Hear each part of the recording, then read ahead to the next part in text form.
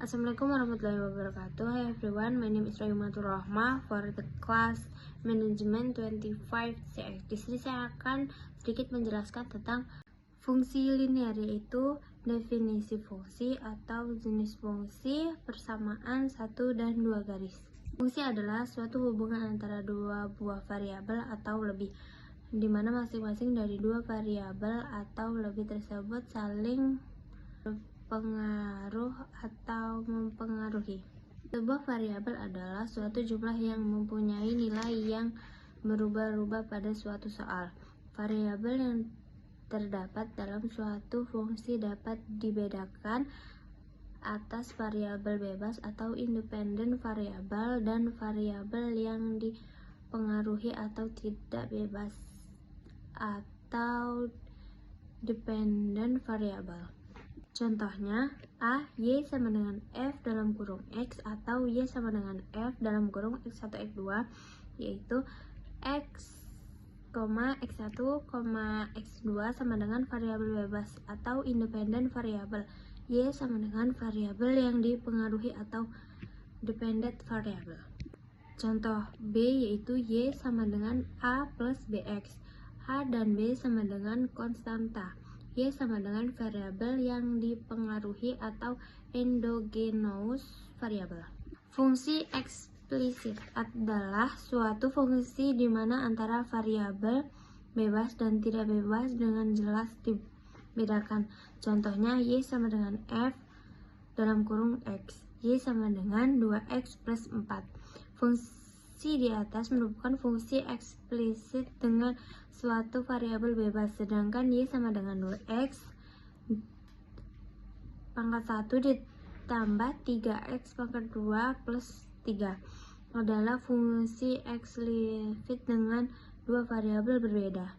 Fungsi implisit adalah fungsi di mana antara variabel bebas dan variabel tidak bebas tidak dapat dengan mudah atau jelas dibedakan.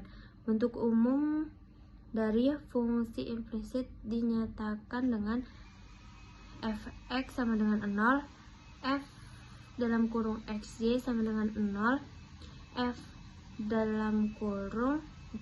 Fungsi implementasi adalah fungsi di mana antara variabel bebas dan variabel tidak bebas tidak dapat dengan mudah atau jelas dibedakan. Bentuk umum dari fungsi implisif ini dinyatakan dengan f dalam kurung x sama dengan o untuk satu variabel, f dalam kurung x, y sama dengan 0 untuk dua variabel, f dalam kurung x, y, z sama dengan 0 untuk tiga variabel tersebut. Contohnya 6x plus 4y dikurang 7 sama dengan 0, x kuadrat dikurang 2xy plus y 3 kuadrat sama dengan 0. Fungsi linear atau garis lurus adalah suatu fungsi di mana variabel bebasnya paling tinggi berpangkat 1. Umum yaitu Y sama dengan BX plus A dan B sama dengan konstanta, Y sama dengan variabel tidak bebas, X sama dengan variabel bebas. Membentuk persamaan garis linear melalui satu titik dan dua titik. Persamaan sebuah garis yang menelusuri atau melewati suatu buah titik dalam kurung x kuadrat, y1, yaitu TG D sama dengan B sama dengan Y kurang Y1 kuadrat, X dikurang X1, Y dikurang Y1 sama dengan B dalam kurung X dikurang X1, Y sama dengan BX plus Y1 dikurang BX1. Bentuk persamaan garis linear melalui satu titik dan dua titik. Persamaan sebuah garis yang menelusuri atau melewati dua buah titik dalam kurung x1, y1 dalam kurung dan x2, y2, yaitu TG sama dengan B sama dengan Y dikurang Y1 sama dengan Y2 dikurang Y1. X1 dikurang X dikurang Y2 dikurang X1. Y dikurang Y1 sama dengan X dikurang X1. Y2 dikurang Y1, X2 dikurang X1. Bentuk persamaan garis linier berimpit sejajar, tengah lurus dan berpotong. Dua garis linier dapat berimpit sejajar, tegak lurus dan berpotong dengan persamaan garis linier G1 Y sama dengan BX tambah A.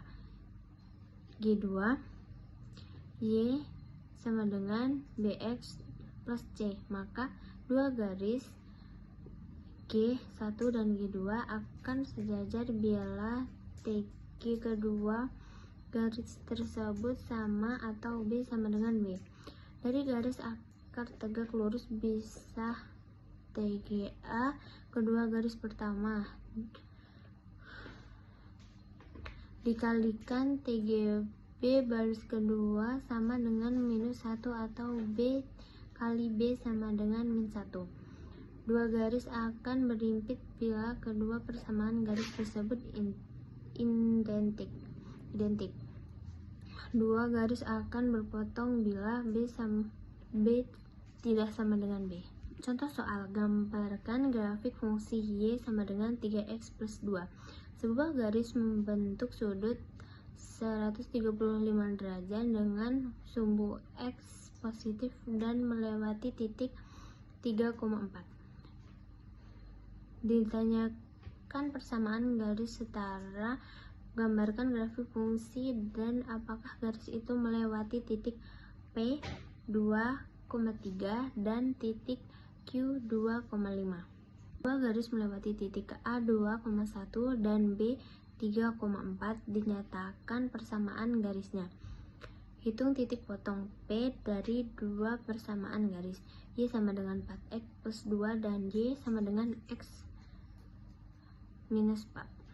Penerapan fungsi linear dalam teori ekonomi mikro. Fungsi permintaan, fungsi penawaran, dan keseimbangan pasar. Pengaruh sajak atau spesifik terhadap keseimbangan pasar. Pengaruh pajak atau proporsional terhadap keseimbangan pasar. Pengaruh subsidi terhadap keseimbangan pasar. Yang ketiga, pengaruh pajak profesional terhadap keseimbangan pasar. Yang keempat, pengaruh subsidi terhadap keseimbangan pasar. Yang kelima, keseimbangan pasar sukses dua macam barang, fungsi biaya dan fungsi penerimaan. Yang ketujuh, keuntungan, kerugian, dana, peluang pokok. Yang kedelapan, fungsi anggaran. Fungsi permintaan, fungsi penawaran, dan keseimbangan pasar. Bentuk umum fungsi permintaan, Q sama dengan A kurang BP atau P sama dengan AB dikurang ABQ. Fungsi penerapan, Q sama dengan min A plus BP atau P AB plus ABQ. Keseimbangan pasar, QD sama dengan QS atau PD sama dengan QD sama dengan QS atau PD sama dengan PS. Pengaruh pajak atau spesifik terhadap keseimbangan pasar, yaitu pengaruh pajak yang dikenakan atas penjumlahan suatu barang menyebabkan harga jual barang tersebut naik, sebab setelah dikenakan pajak, produsen atau perusahaan mengalihkan sebagian beban pajak tersebut kepada konsumen. Beban pajak yang ditanggung konsumen atau TK. Rumus TK sama dengan PE minus P. Dalam contoh kasus di atas, TK sama dengan 9 dikurang 7 sama dengan 2. Beban pajak yang ditanggung produsen atau TP.